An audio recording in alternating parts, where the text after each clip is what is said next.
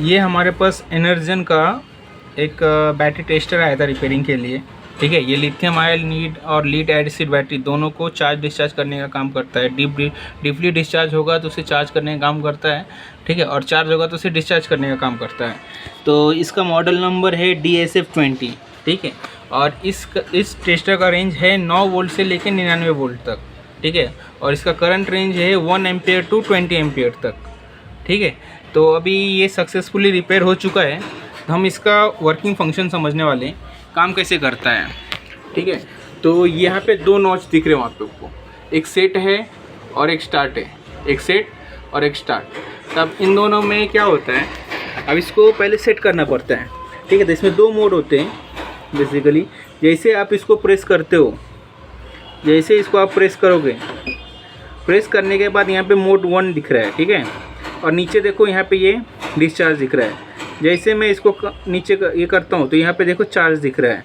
ठीक है, ऐसे 6 मोड है इसके अंदर। ठीक है, और इसके अंदर एक और मोड है जो है लूप। आप इसे क्लॉकवाइज रोटेट करोगे तो ऊपर की साइड जाएगा। ओके, और एंटी क्लॉकवाइज रोटेट करोगे तो ये नीचे की तरफ, पीछे की तरफ चला जाएगा। ठीक है, तो हम इसमें सबसे पहले समझेंगे डिस्चार्ज। ठीक है, तो अब डिस्चार्ज करने के लिए यहाँ पे मैं मोड 1 सेलेक्ट कर रहा हूँ। ठीक है, और सेलेक्ट करने के लिए अगर आपको फिर से प्रेस करना है, इसको प्रेस किया मैंने स्विच को, प्रेस होने के बाद यहाँ पे ये वोल्टेज आया। तो वोल्टेज को किस लेवल तक लेके आना है मुझे, ठीक है, वो बताना है उसको। तो मैं चाहता हूँ कि मेरा 12 वोल्ट का जो बैटरी है वो 10 वोल्ट तक आना चाहिए। ठीक है, तो मैंने 10 सेट किया हुआ है। उसके बाद फिर से मैं प्रेस करता हूँ तो एक करंट पूछ रहा है कितने एम्पियर से डिस्चार्ज करना चाहिए। तो मैं बोल रहा हूँ कि इसको 2.2 एम्पियर से डिस्चार्ज करना चाहिए, इसलिए मैंने 2.2 एम्पियर सेट किया। आप चाहो तो कम ज़्यादा भी कर सकते हो। ठीक है, बट मैंने 2.2 एम्पियर 2 एम्पियर रख दिया अभी। ठीक है, फिर से मैं सेट दबाता हूँ। उसके बाद मैं अगर इसे ऑन करता हूँ, ठीक है, मैं स्टार्ट करता हूँ तो ये स्टार्ट होगा नहीं। ठीक है, इसे स्टार्ट करने के लिए आपको बैटरी कनेक्ट करना कंपलसरी है। विदाउट बैटरी ये टेस्टर काम नहीं करेगा। ठीक है, ये दिमाग में बैठो, विदाउट बैटरी ये टेस्टर काम नहीं करेगा। ठीक है, तो पहले बैटरी कनेक्ट करते हैं। ये इसका आउटपुट प्रोब है, वो हमें बैटरी के साथ कनेक्ट करना है। ये हमारे पास बैटरी है।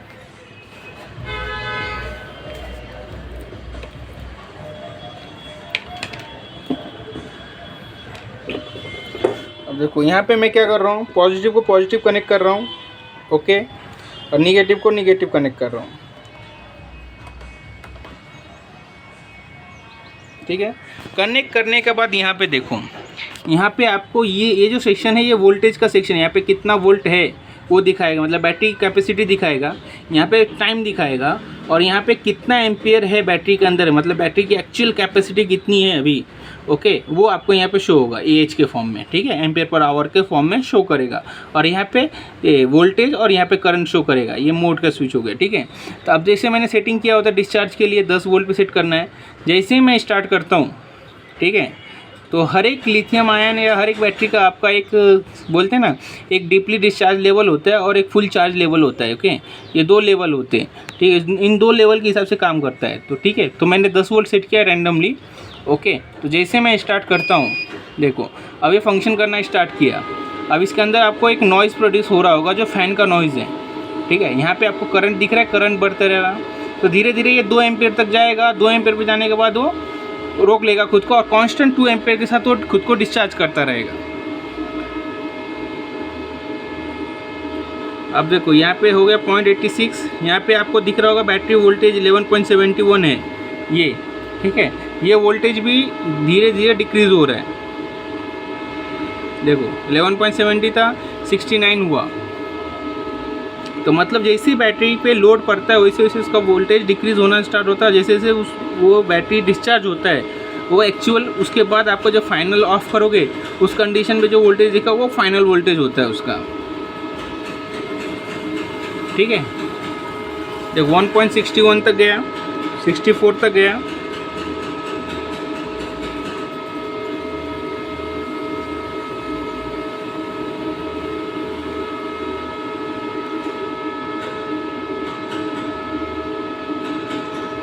चलो अब मैं इसको स्टॉप करता हूँ। ठीक है, अब मैंने स्टॉप कर दिया तो डिस्चार्ज का फंक्शन उसने बंद कर दिया।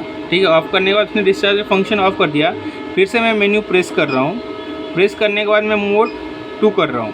तो यहाँ पे मैंने क्या किया, 4 सेलेक्ट किया। देखो यहाँ पे 4 सेलेक्ट किया।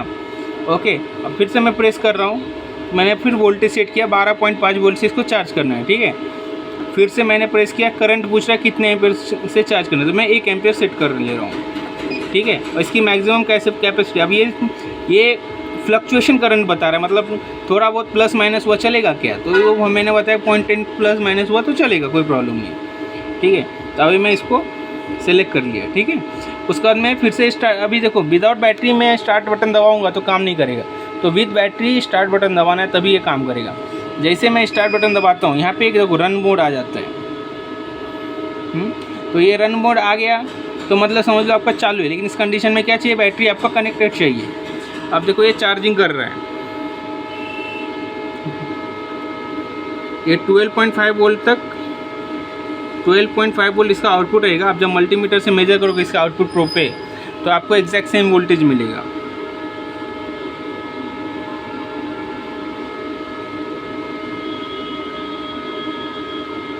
देखो धीरे धीरे वोल्टेज बढ़ रहा है आपका। ओके, मतलब हमारा बैटरी चार्ज हो रहा है। और देखो 1 एम्पेयर मैंने सेट किया था, तो 1 एम्पेयर कांस्टेंट उसके ऊपर वो काम कर रहा है। ओके, तो मैं इसे ऑफ कर रहा हूँ।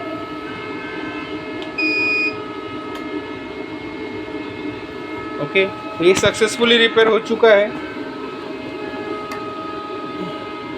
जैसे मैंने बैटरी डिस्कनेक्ट किया, यहाँ पे वोल्टेज 0 हो गया। तो अब इसमें बेसिकली होता क्या है, ये 3 सेक्शन में डिवाइड होता है। ठीक है, पहला सेक्शन होता है कंट्रोल कार्ड का, जो आप जहाँ पे आपका डिस्प्ले कनेक्टेड रहेगा। एक पहला सेक्शन क्या रहता है, कंट्रोल सेक्शन रहता है। दूसरा सेक्शन रहता है आपका चार्ज सेक्शन रहता है, और तीसरा सेक्शन डिस्चार्ज सेक्शन रहता है। ठीक है, तो चार्ज और डिस्चार्ज को कंट्रोल करने के लिए एक मिडल मैन को बैठाया हुआ है, जो माइक्रो कंट्रोलर बेस है। ठीक है, मतलब इसके अंदर आपका एक एल्गोरिथम प्रोग्रामिंग बेस सिस्टम है इसके अंदर। ठीक है, तो वो क्या करता है, इन दोनों के परफॉर्मेंस को कंट्रोल करता है, जैसे आउटपुट वोल्टेज और आउटपुट करंट। ओके, ये कांस्टेंट करने का काम किसका है, इसका।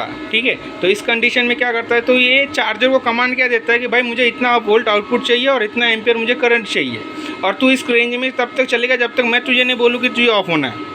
ठीक है, तो ये काम है इसका कंट्रोल सेक्शन का। और दूसरा जो काम है डिस्चार्ज सेक्शन का, तो डिस्चार्ज सेक्शन के जितने भी कॉइल है, ठीक है, इसमें नंबर ऑफ 7 कॉइल है। 7 कॉइल को कमांड कौन देता है, ये। ओके, मॉसफेट के थ्रू। तो मॉसफेट को कब तक ऑन रखता है कि भाई वो क्या बोलता है कि मैं चाहता हूँ कि तू जो 50 वोल्ट है उसको 40 वोल्ट तक लेके आ, लेकिन 20 एम्पेयर के करंट से लेके आ। लेकिन कब रुकना है, जब मैं बोलूँगा तब तुझे रुकना है।